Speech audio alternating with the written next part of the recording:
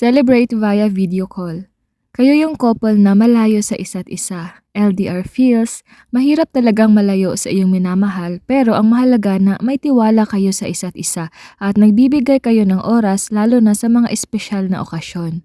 May pa-flowers. May mga mister talaga na consistent sa pagbibigay ng bouquet of flowers sa misis niya, lalo na kung isa ito sa mga love language niya. Kung may budget naman, why not, diba? Praktikal na pamamaraan. May ibang couple na ayaw na sa pa-flowers kasi mas gusto nilang groceries na lang o mga pagkain para mas mapakinabangan pa. Kasi 'di ba ang mahal ng bulaklak ngayon? Pero again, depende yan sa inyong mag-asawa. Nagbibigay kahit isang bulaklak lang. May ibang mister din na nagbibigay pa rin kahit isang rose lang o isang bulaklak. Hindi na kailangan bouquet, at least meron, 'di ba? At naa-appreciate naman yan ni Mrs. kasi ang sweet pa rin. Depende kasi yan sa estado ng inyong buhay. Kung hindi talaga kaya sa budget, huwag nang ipilit. Ang mahalaga, mahalin niyo ang isa't isa.